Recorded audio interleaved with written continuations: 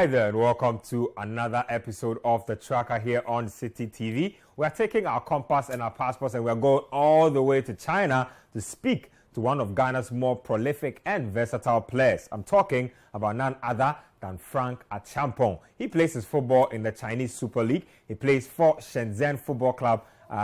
We'll find out exactly where he's been and how come he's ended up in the Chinese league. So there's a lot to digest, there's a lot to unpack. Let's get into the conversation with Frank Acheampong when we come back.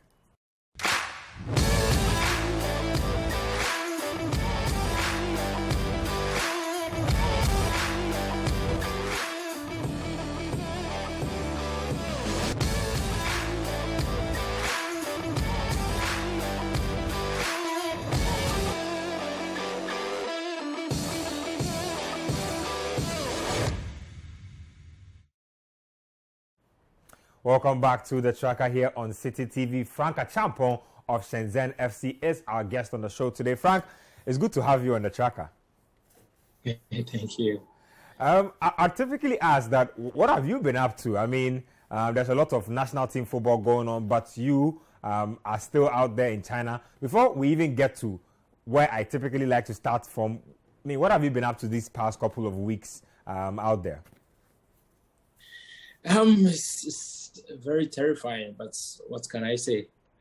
This is the job we chose, and I think we have to deal with the consequences. Can you believe I left Ghana like 8th March, and I go to my apartment after 5 weeks. That is 16th April. Wow, why? How come? Because of this COVID thing, and then even getting flight coming to China is a whole lot. So my club managed to get a flight and have to do transit in Ethiopia. And there I was quarantined for, I think, 1 week. Wow. Yeah. And then you have to do a whole lot of tests to get a green code so that you can be able to fly from Ethiopia to China. In Ethiopia by God's grace, I got the green code. And then when I flew to China, Shanghai, it's compulsory. I have to do 2 weeks quarantine. And I wasn't lucky. When I arrived at Shanghai, I think there was the COVID was getting crazy there. So everywhere was locked down. And then even when my quarantine was over, they told me I cannot go out because there's no public transport going to the airport and stuff. Wow, that's absolutely crazy. I mean, talk to me about that a little. Like, what was that like for you? 2 weeks. I mean, all you want to do is arrive in your club so you can probably start preparations for the coming season, and then you have to go through these protocols. I'm guessing that all this time you are probably in some hotel alone somewhere. That's right. And then this hotel you are paying by yourself, and then it's not what you want. So sometimes people might think that we're just enjoying, but life in China is hectic. But anyway, that's the job we chose. Yeah. And I think, thank God, I've been able to join the club a couple of days, started playing friendly games, and now the season is starting today. Let's even hold your thoughts on pre-season and the season starting, because I want to get into that full scale, so we'll get to that a little later. Let's take it all the way back. I've been doing some digging on you, and I found some interesting stuff. So even before I even go to where you started out your coast football and stuff like that, which part of Ghana were you born at? Where's Frank Acheampong from? From Asante Mampong. They all know me from Asante Mampong. Okebo is the name, right? I hear that's the name. I'm sure we can find out the origin of that name. But tell me a little bit about young Frank Acheampong. Were you always into football? Were you trying to become an engineer and it didn't work and you became a footballer? Talk to me about your early days, like your schooling and stuff like that. Tell me a little bit about that. You've made me miss my late mom. May her soul rest in peace. And she used to tell me that I tried to kick every rolling thing. So I think the football was in me. So started way back in school, and then I was good at school a bit. So she was a bit hard on me, and I was an Adventist. And you cannot work on Saturday. I cannot play football on Saturday, and then it's a whole lot. So I have to choose either to forget about the religion and do what I love to do. But my mom was so strict. Sometimes she will come and chase me on the page that I have to go to church. A whole lot of stuff. Wow.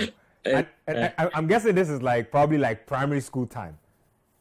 Yeah, primary school time. And then interesting. And one thing I know for Kumasi and the Ashanti region is that there are a lot of Colts clubs in the Ashanti region. Now, at what point were you discovered? And when you were playing at the Colts level, what position were you playing?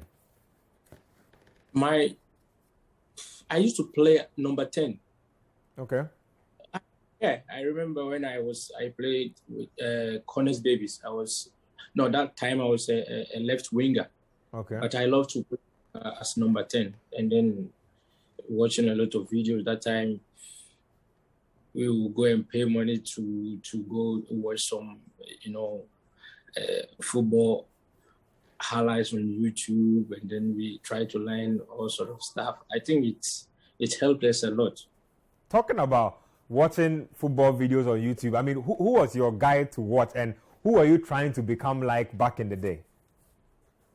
Yeah, if you can ask, in Kumasi, most of them, they call me Okebo Messi, so you can know which one.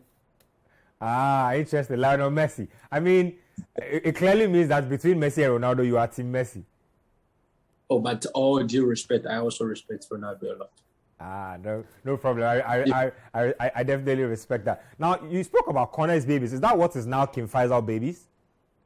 No, we have Connors Babies. That's Connors different. So you played for Connors before you went to King Faisal Babies? Course, and then I even moved to one club in Aswanse, Aswanse Lazio. Okay. Yeah, because I have a whole lot of story, because things weren't going well then. I thought that time we have a fine art academy, and then if those who are familiar with Connors, they used to choose most of players from Connors. So I was with Connors, and when the time comes for this kind of stuff to happen, I'll be left out. So I thought that maybe I don't have luck in football. So it reached a point I stopped football. I was going to school. Then one day, at which point was this? Hold on. That's a very interesting point you're making. So you say Connors Babies was your first Colts club, right? Yes. And then you moved to Aswanse Lazio because you felt like you were not getting the opportunity that most of the Connors players were getting. Now, when you stopped school, this was when, like JSS high school time, around JSS high school? Yeah, JHS. Yeah, JHS. So at what point did your turning point come? Like, when did you move to a club that you felt as if you were finally going to get the opportunity to make it into the big time? Is when I felt like football is not my thing, so I just have to stop and concentrate on my school, because I was good at school, and my mom, that's what she wanted for me. Then that time my mom couldn't afford the boarding school, so I was a day student. Then when I come back from school, I would just be rolling about in the neighborhood, and I found this club, so I went to train with them. And even in this training, I had no football shoes, so I wore some sneakers. This was Asawase Lazio? Yeah, Asawase. So the coach spotted me. He said, you are not a footballer. I said, yeah, I once played for Connors Babies, but I don't play that club anymore. And he said, can you come and train? And by so doing, he preferred me to most of his players. He said, I'm a better player. Then is it the legendary Sani Demdem? I'm giving you a story. Okay, now, go on. With this Aswanse Lazio, then I started playing their games and become more popular in the Aswanse community, because we used to play the some gala. We have inter areas when there's their big Salah, and also when we have Christmas gala, Easter gala, and then it's making me popular in the Swansea community. So, but it was a coast team. I was so young, and then I heard about Sani, then because I felt that his players were getting more chances than we were. So I moved to his team. I didn't register. I went to train with him for a couple of weeks. Which team was this? Anochi Stars. Okay. Yeah, he's also one of my godfathers. I really do respect him, and whenever I come to Ghana, I try to pay him a visit. So this man, he has also done a whole lot in my career. I have to give him this credit, because can you believe, in his room, he'll be sleeping on the sofa, and we, the ballers, will be sleeping on the bed. And he will tell us that every person who is going to sleep on this bed will be somebody in future. Wow. And I thank God, yeah. We thought it was just a mere saying, but I think it has gotten a bit of influence on my career. So I don't joke with this man at all. Yeah, I saw a story that said that you had basically gone and renovated his whole place for him, and changed up stuff for him, and he appeared to be very, very grateful. I mean, it's not every day that you hear stuff like that. So that's definitely a very good deed, like repaying people who helped you on your way. But tell me a little bit about the journey from Anochi Stars. From Anochi Stars, where did you move on to? What happened with Frank Acheampong? There was one incident. I don't want to talk about it now with Sani. Then I ran away from his club. Okay. Then I ran back to my former club, that is Lazio. Okay. And then from Lazio, I think I played Lazio for a couple of years. I didn't even finish playing the under-17. I was promoted to a second division through Lazio, because we had one manager called Frank Acheampong. He passed on a few years ago. He took me in. He did everything for me. I cannot say whatever. He did everything for me. So I was staying with him. So he said, now we are growing. We cannot play coach for our entire life. So he founded one team, Rainbow. I think it still exists. And Rainbow, I started training with them, but I didn't play any match. And I think all these stories is all about how my career started. But the big one was when I was in school, and I got a call up in the national under-17, which was the late coach Afrani was head coach. That's when your big break came. So I'm guessing that the under-17 people might have seen you with your coach clubs, or they had heard about you from your community. Yes. So at this time you were in high school? Yes, something like that, yeah. Okay. Because I remember there was one school tournament in I think West School or something, and Afrani's coach Afrani saw me there, and he called me in the national team. But there are, the national too many people, more than 70. So you didn't make the cut then? Yeah, when we went there, we had top players. I cannot say that I think my group. Who was there? Iramwa. Okay. Mahatma. Wow. Kwame Yuso. Yeah, we have quite a number of players back then. So now, Frank Acheampong, my digging up shows that you played a little for Brecum Chelsea. Did you? Yes, that was after we didn't qualify for the Starlets. Okay. When I came back, then I registered for Kim Faisal. Okay. So I played Kim Faisal for 1.5 seasons, and then I I got also a deal. Brekum just it's true. Okay. That was the time at Treme. Now, just tell me, right? You played in the Colts. You played for numerous Colts teams. You played for King Faisal, a little for Brekum Chelsea. What was the one lesson you learned playing in the local Ghana leagues? I mean, one big lesson you learned playing at that level. This, I think, it's all a platform. If you know where you're going, whatever be the situation, you never give up. Because I remember in my time in King Faisal, I almost stopped football because I was playing in and out. Changed a coach. I don't want to mention him. Coaches come, they go. There was one coach. He told me that what kind of player are you? It's really damped my spirit. But I say, hey, he is not my creator. If before he was here, I was playing. But if he doesn't like my style of play, I wouldn't give up. So that time, I think my players were Iboando and Summit. I mean, I used to go to Summit's place and play FIFA, the computer game. Yeah. And then he called me, he told me that he have seen me playing. And I was playing the same position with him. He told me that just pray for me. When I get a big deal, I'll be gone and that position will be yours. And I did exactly that. And I think few months he got sold to Kotoko.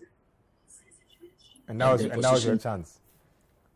And I really made good use of it. Talking about Asante Kotoko, they just won the Ghana Premier League. I don't know which Ghana Premier League team you support, by the way. You're a Kumasi boy. I won't be shocked if you're a Kotoko fan. I'm sure you're happy to see them win the Ghana Premier League, but... I watched the game yesterday. You're a very serious Kotoko fan. You actually watched the game yesterday. Interesting. The local league. Nice. That's very impressive. Now, what can you say about this Kotoko side? I mean, Prosperity has come in just one season, won them a title. Nana Acheampong has come in. He's doing a lot of good things, right? Just quick thoughts on Kotoko winning the title and what you made of their entire campaign. No, I think the coach, she has really impressed me. I mean, sometimes when I after the games, they speak to the coaches and he's just something. He's clever.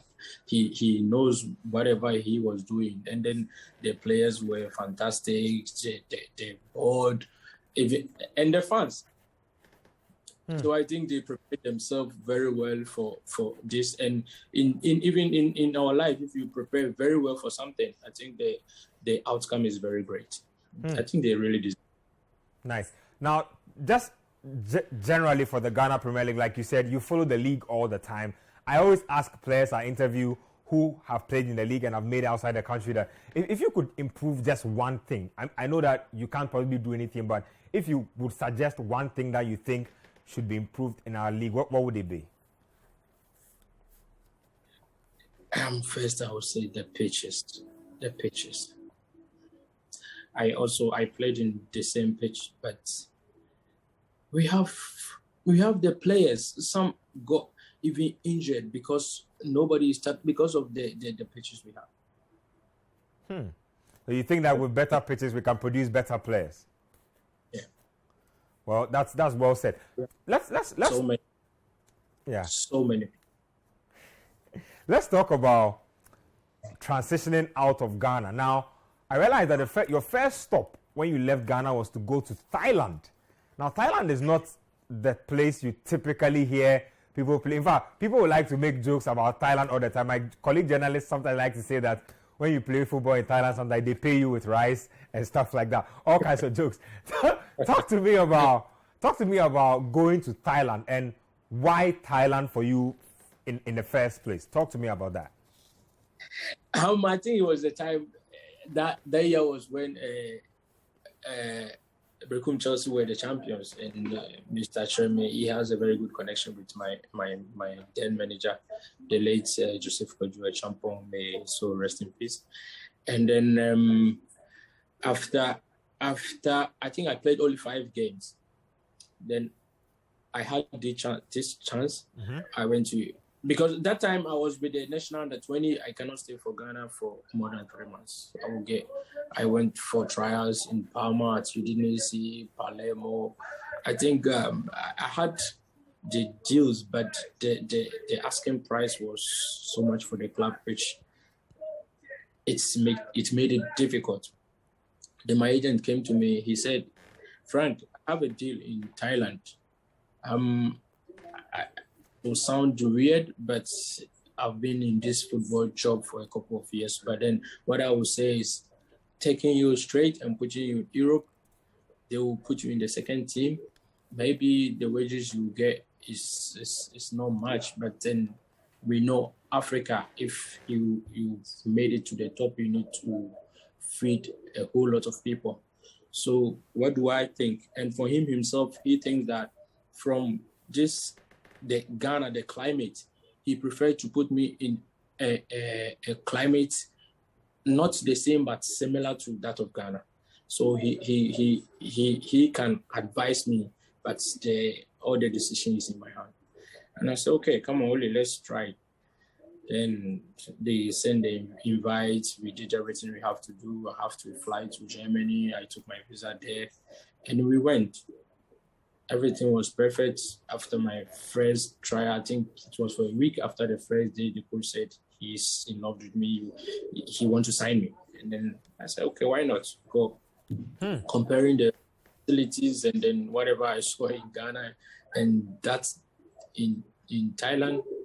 I think for the start, it wasn't bad, but people criticize this a lot. Just talk to me about the quality itself generally of the Thai league. I mean, you absolutely blazed it. 26 goals, I believe, in the 2 seasons that you played for Buriram FC.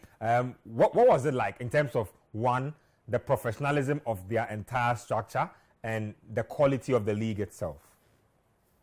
I can say that time I haven't played in the other European clubs, or only in Ghana I've played. Yeah. So I can only compare that of Ghana to what I saw there. They have this, you play in pitches, you've been playing in front of over 5,000 or sometimes 10,000 spectators. Wow, they like football like that? Yes, wow. In Thailand. And I was playing Buriram. Buriram was one of the best clubs there, and they had everything almost like Leicester. I think they had shares in Leicester, so most of the time some of the players would be they will be given the opportunity to go and train in Leicester, which I didn't get the opportunity because the president, he said when I go I'm not coming back, because he said yeah, he knew that you were very good and that you would probably get signed up. Wow. Yes. Wow. Yeah. Wow. Now, just on the lighter notes, before we move on to other stuff, do they really pay you in rice sometimes?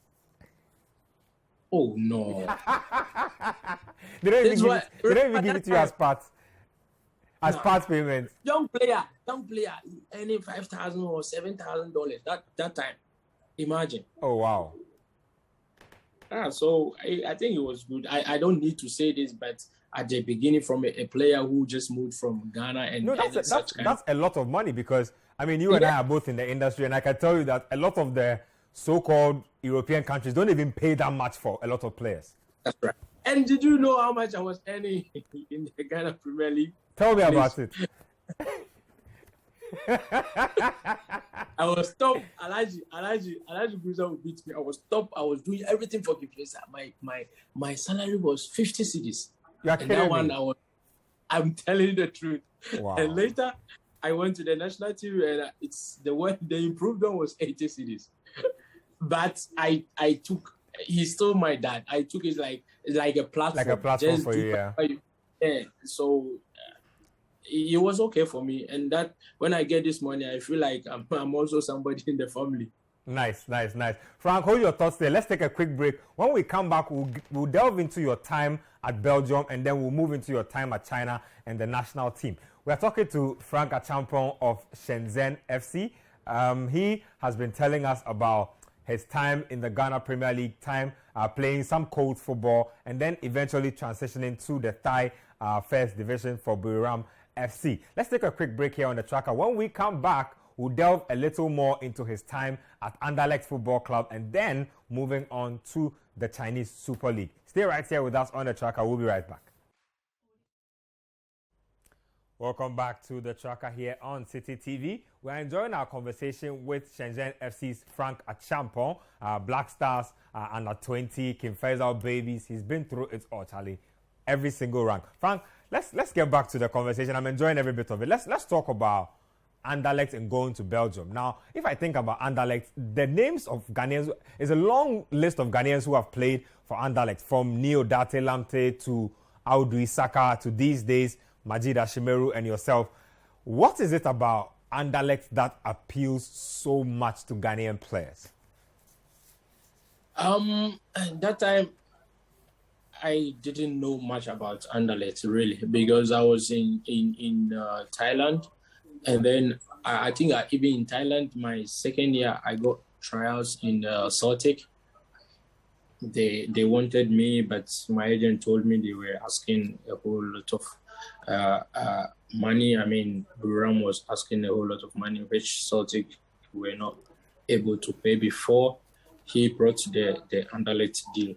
But that time I didn't hear anything about Anderlecht. But then later he told me that Lamte played in that team. So in view of that, I had a contact with Odate.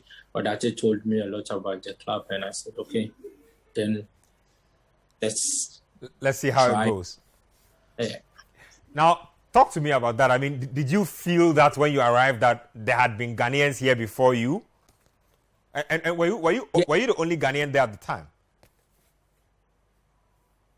I was we had Odoy was there. Oh, our current Dennis Odoy. Nice, yes, nice. But that I think he wasn't playing for the national team, but he was there. That they had a lot of good players.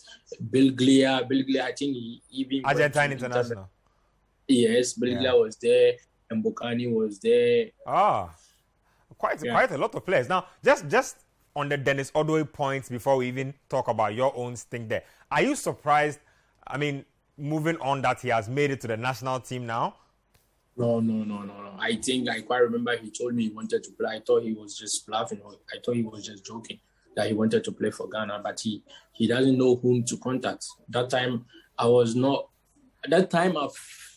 had my debut with the national team, but it was only once, so I didn't have a lot of contact. He really told me he wanted to play for the national team, but he was so good.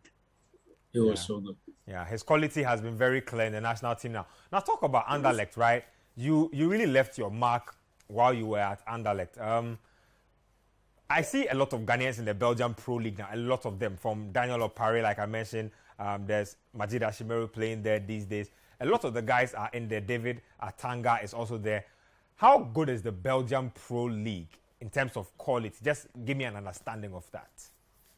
What I have observed from the Pro League is just have one or two good seasons and you'll be gone. Like in a twinkle of an eye, you'll be gone in the big leagues in the world, because the country is so small that any agent, you can watch 3 games in different cities. Mm-hmm. Because I was in, we can play like 2:30, and from there you can just drive like 30 minutes. You are in Antwerp, you can watch a game. In the evening, drive like 1 hour, you can go to Liège to watch another game. Come back, like it's so crazy.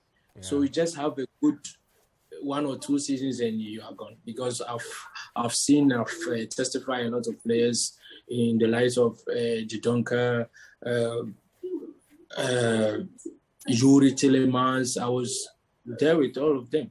They played 1 or 2 seasons, and Yuri is in Leicester now. Jidonka is playing in Wolves. Mitrovic. I can mention a whole lot of players. I mean, at that time, clearly from what you're saying, did you have dreams of playing in the EPL then? Because I gleaned from what you said about China. I mean, when you're in Thailand, that your team had a connection with Leicester and you would have loved to have at least had a chance for the trial. Now you come to Belgium and it looks like a very good platform league for the big leagues. Were you dreaming of playing in the EPL at this time? Yeah, EPL. I had a couple of teams who showed interest before I landed here, and then even that time I almost ended in the Bundesliga.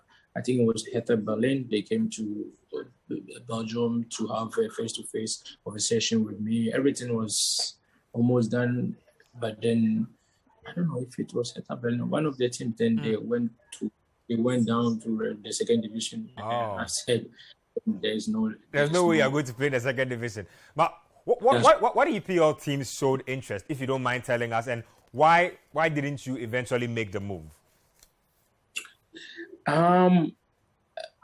There was, I've forgotten the club. That time was in the 2017 AFCON. And then they showed really, they brought their offer. I saw everything, but Anderlecht didn't allow me to go. They said they were going to play the playoff. I should just help them to be champions, and after that I can go wherever I want. Then I had because I still had contracts with them, so I couldn't say much. And I had to stay, and we qualified. And then I think after the season, that was then, I think the Acheampong was assigned the new last coach. He called me. We had a match at US. We played Mexico at US, and also we played US in their own country. And after a few days, my agent called me and he offered me all this deal.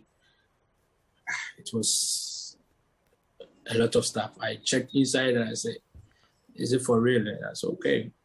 Sometimes God prepares some stuff for you and you need to grab it. It looks like the offer was very juicy from the way you are saying it. I mean, that's very well said and very interesting. Just one final note on Anderlecht and then we can go. Recently, just about a few weeks ago, a young Ghanaian, or he's Belgian Ghanaian, Francis Amusu, he was asked about if he would love to play for Ghana and said something about the fact that, yes, he feels Ghanaian when he comes to Ghana, but he believes that he is more Belgian and would love to play for Belgium instead. How do you feel about that? Like, I mean, people who have roots in Ghana preferring to play for other countries, especially in the Amusu situation. Well, that is his decision, and we need to respect that. But I'm a Ghanaian. I feel more Ghanaian. He feels that he's a Ghanaian, but he doesn't want to play for the national team. We need to respect that. And I think maybe he has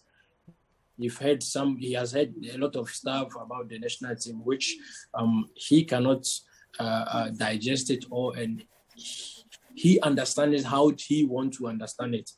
But it's his own decision. I like this Amusu boy because when I was in Anderlecht, he was in the youth 15 or 16, but now he's playing well. I thought he's going to play for Ghana, but if he decided not to play, we need to respect that.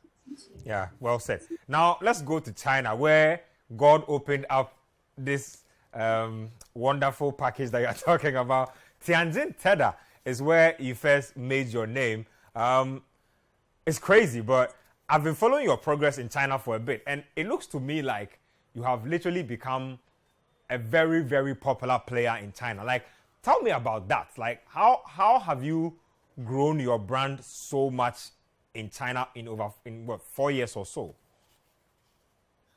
I think it's just all to the glory of God because we have foreign players. We have the big names. When I came here, we had the Oscar, the Hugh. I was in the same team with Mikel Obi. We have Tevez. We have a whole lot of the big stars. So when Frank Acheampong came, it wasn't something new. But I made sure that if I'm gonna be in another continent, another league, I have to take the league by storm. That's what I put in my mind. So by so doing, every game I try to play it as serious as I can because that is the job I chose. And I make sure that I'll make my mark.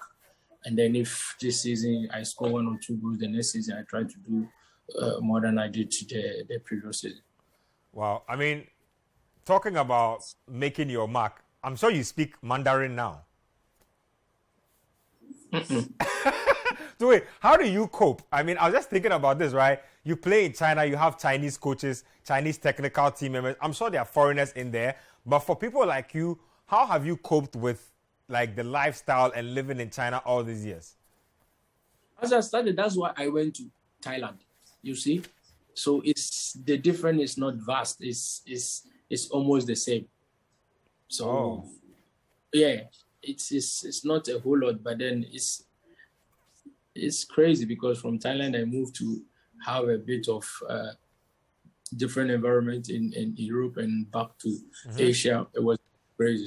Many things I didn't understand, but as time goes on, you need to understand because their culture and the climate, everything was different. Then you have to blend yourself well in so that you can be able to fit in well.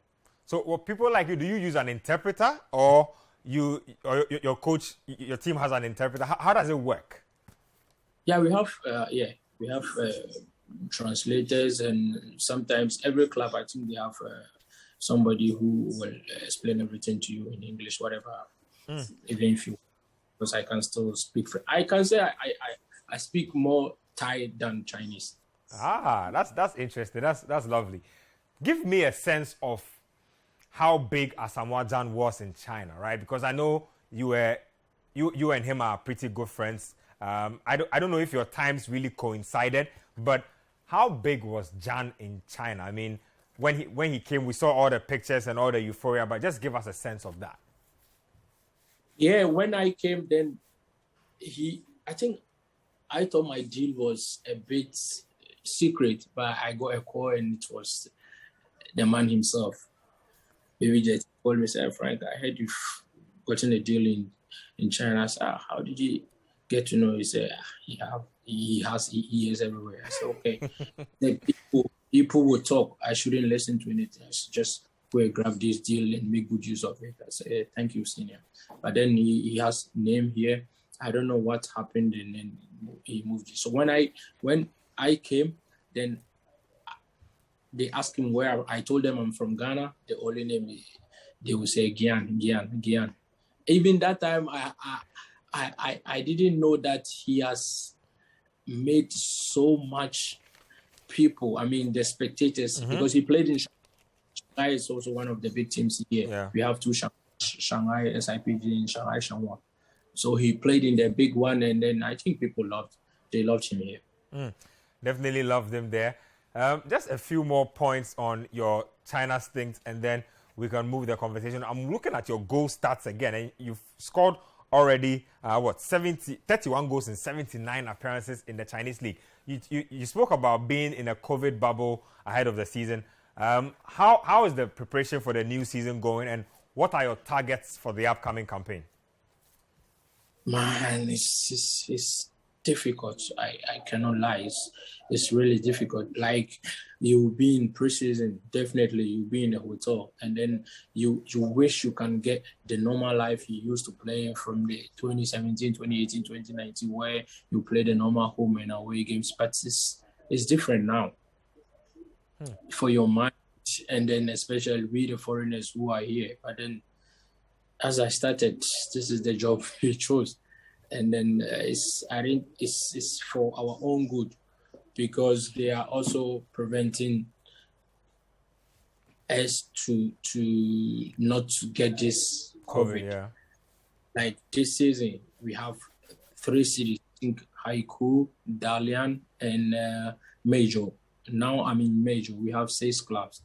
We have to play like among ourselves, I think 10 games, and after you move to another city, so the clubs you didn't play with, they will make it the way that you have to play with every club. You stay in a hotel for I don't know how many weeks.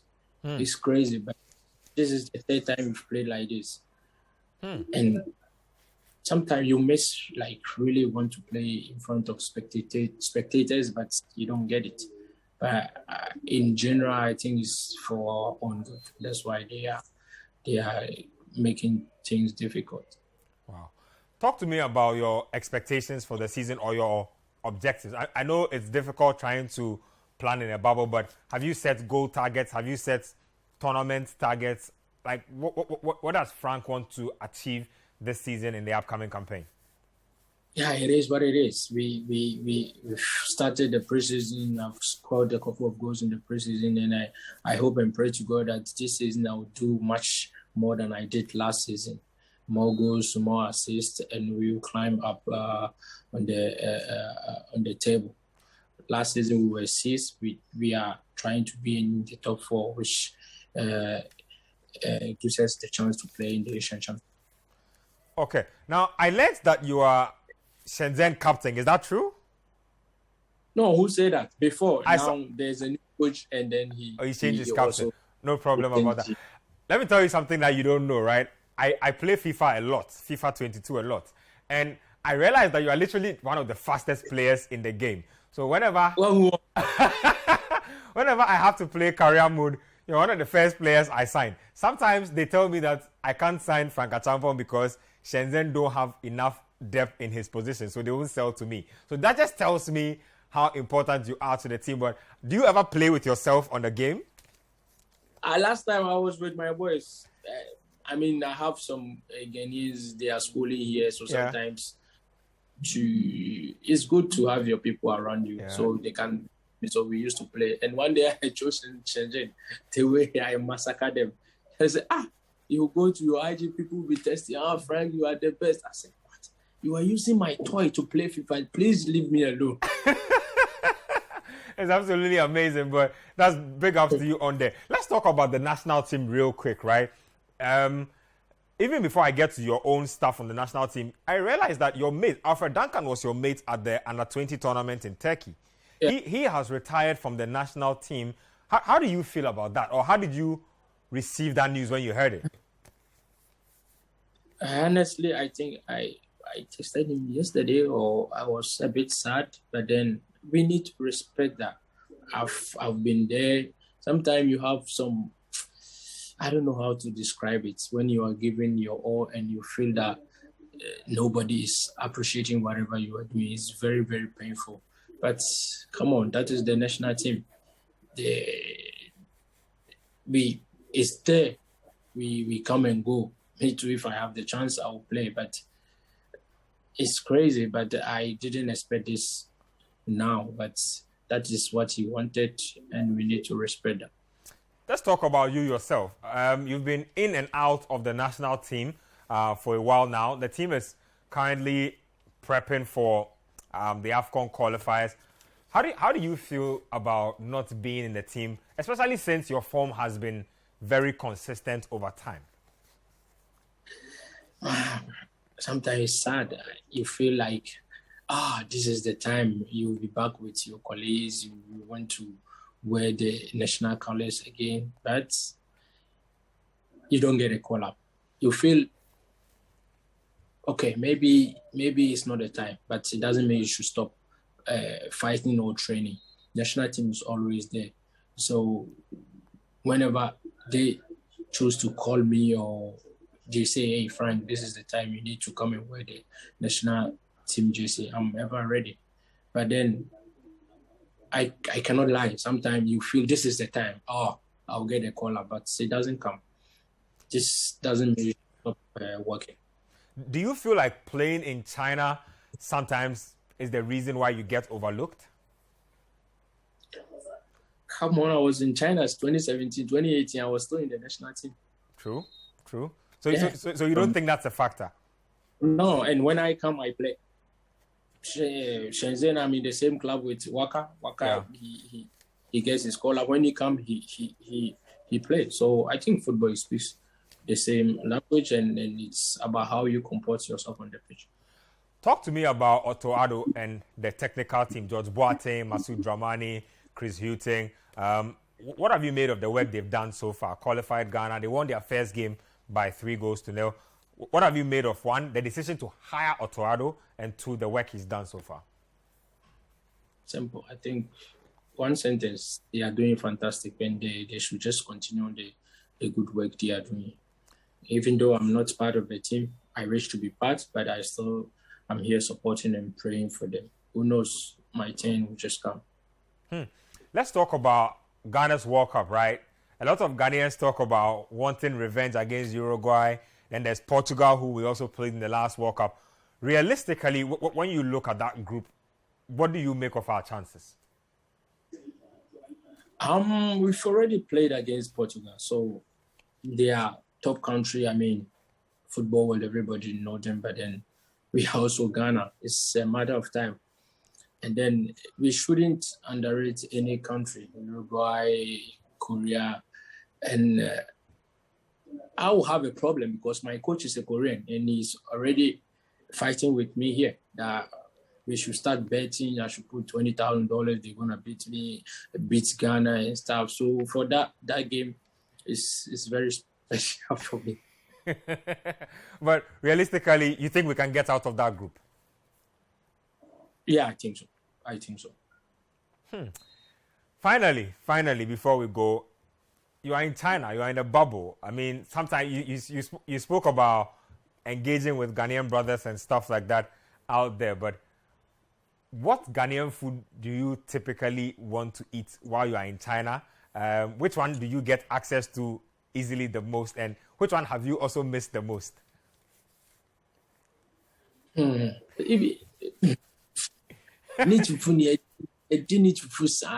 I just want to bring one man withdrew and a Asante man like me and do my own stuff, but you can't. Be do, but we So how do you manage? How do you get access to Ghanaian food aside neat fufu? No, they have some people who are selling food stuff here. Sometimes it's pretty. For a normal people, it's expensive, but if you want to chop better, you have to spend. So I want to believe that fufu is your favorite.